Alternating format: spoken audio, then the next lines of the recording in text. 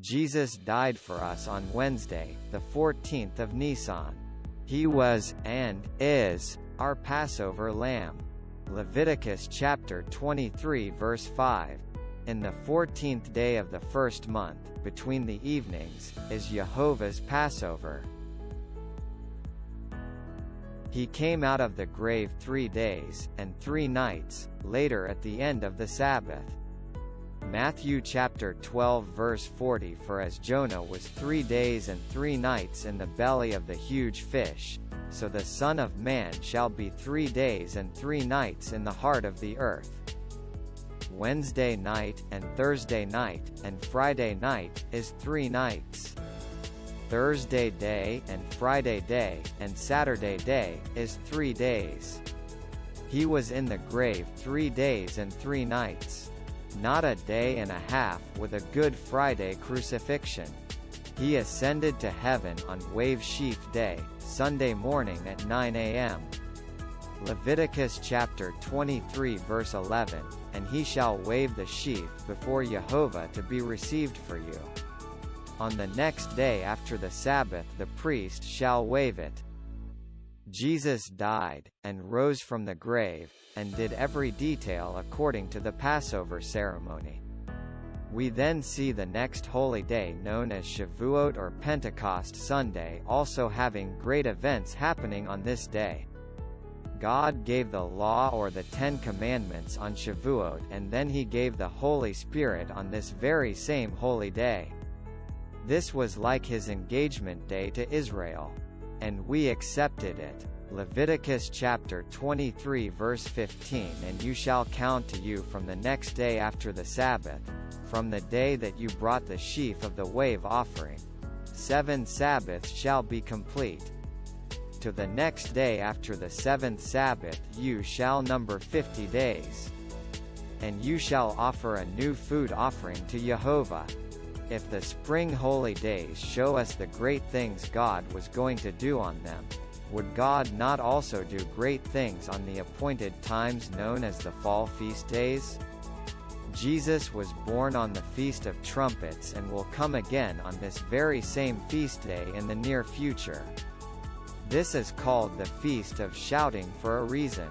Leviticus chapter 23 verse 24. Speak to the sons of Israel saying, in the 7th month, in the 1st day of the month, you shall have a Sabbath, a memorial summons, a holy convocation. There is another holy day, spoken about in Revelations chapter 20 when Satan will be locked away for the 1,000 years and then again when he will be thrown into the lake of fire at the end of the 7th millennium. This holy day is called the Day of Atonement. Leviticus chapter 23 verse 27. Also, on the 10th of this 7th month, this is a day of atonement. It shall be a holy convocation to you. And you shall afflict your souls and offer a fire offering to Jehovah. The next feast day of Leviticus chapter 23, is the one we are all waiting for. The 7-day feast of Sukkot teaches us about our wedding to our Messiah. Leviticus chapter 23 verse 34, Speak to the sons of Israel, saying, the 15th day of this 7th month shall be the Feast of Tabernacles for 7 days to Jehovah. The 7th and final feast day, Jehovah uses to teach us about his plan of salvation, is the 8th day feast of Shemini Atzeret, which shows us how we will live forever with our King here on this earth. Leviticus chapter 23 verse 39. Also in the 15th day of the 7th month, when you have gathered in the fruit of the land, you shall keep a feast to Jehovah 7 days. On the 1st day shall be a Sabbath, and on the 8th day shall be a Sabbath. If God already has given us his entire plan of salvation in Leviticus chapter 23, then why are we replacing it with things he never told us to keep?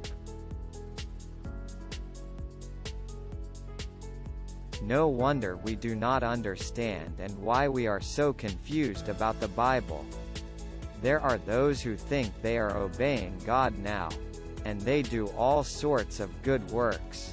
But Jesus is going to say to 5 of the foolish virgins, I never knew you, you workers of lawlessness. If you want to learn more about those things God teaches us about when He is going to come again, then go to Amazon and order our book. It was a riddle, not a command. The 5 foolish virgins will not know what Jesus meant when He said, no man can know the day or the hour. Jesus was telling us the very day He was coming back on. Order the book now at Amazon. It was a riddle, not a command, and begin to be one of the wise virgins who will be at the wedding feast with our Messiah.